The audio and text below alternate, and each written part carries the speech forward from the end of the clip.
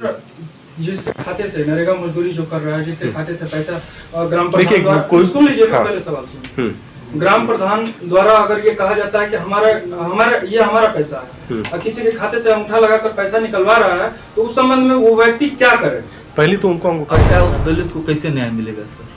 यदि उनकी जमीन है तो उनको सामने आना पड़ेगा, देखते हैं फिर क्या किया जा सकता है उनका। क्योंकि यदि उनकी जमीन पे 2019 में भूमि बन रहा था तो अब किस शर्तों पे उन्होंने बनाया, ये जब वो सामने आएंगे उनसे बात होगी तभी स्पष्ट हो पाएगा। क्योंकि 2019 में उनकी जमीन में यदि किसी ने जबरन जो नरेगा मजदूरी किया है या दूसरे के खाता में पैसे आ रहे हैं और ग्राम प्रधान ये कह रहे हैं कि हमारे पैसा है और उसको अंगूठा लगा निकलवा रहे हैं, उस संबंध में नहीं, अभी तो ऐसी कोई शिकायत मेरे पास नहीं है। यदि शिकायत आते हैं जैसे हम बता रहे हैं कि हमें हर एक गाँव में लोगों से मुलाकात। आप लोग को वो वीडियो में मैं बताया कि इस समय हम वीडियो साहब से इस संबंध में बात करेंगे। आप देख सकते हैं कि हम 12 चौर ब्लॉक मुख्यालय पर आ चुके हैं और अंदर वीडियो साहब की गाड़ी खड़ी है और वीडियो साहब अंदर होंगे। इस संबंध में हम बात करते हैं वीडियो साहब से, आइए।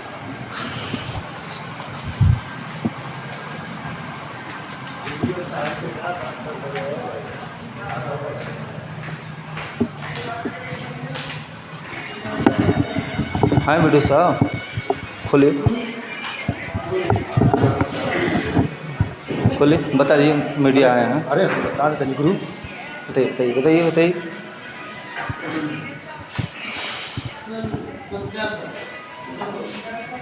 आए हैं, अंदर आए सर।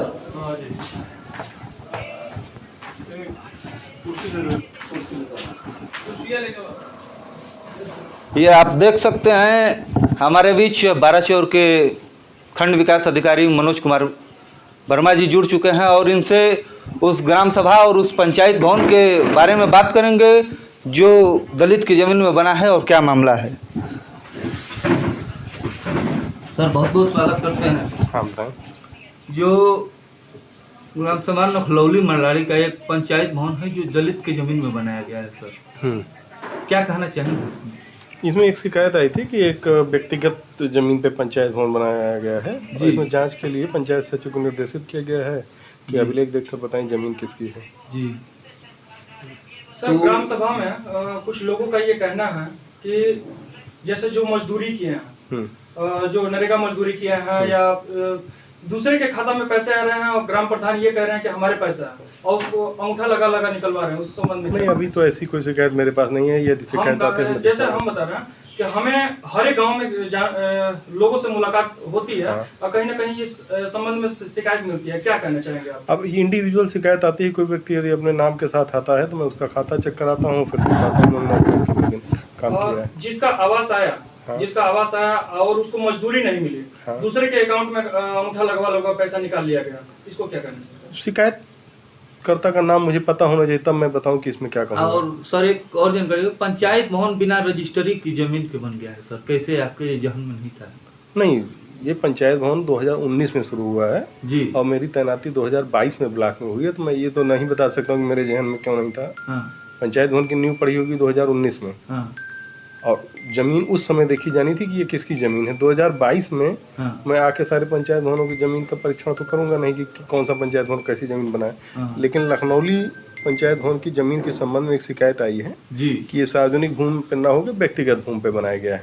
उसमें सचिव को जांच के लिए कहा गया है, उनके स्तर से जांच रिपोर्ट आई नहीं है मेरे पास। जी, तो इसे बताइए कि उसमें जमीन की रजिस्ट्री भी नहीं हुई है, जो भी इसके खंड विकास अधिकारी रहे हों और उनके। देखिए, जमीन का परीक्षण करना खंड विकास अधिकारी के स्तर से नहीं होता है। जमीन भूमि प्रबंध समिति के प्रस्ताव से दी जाती है।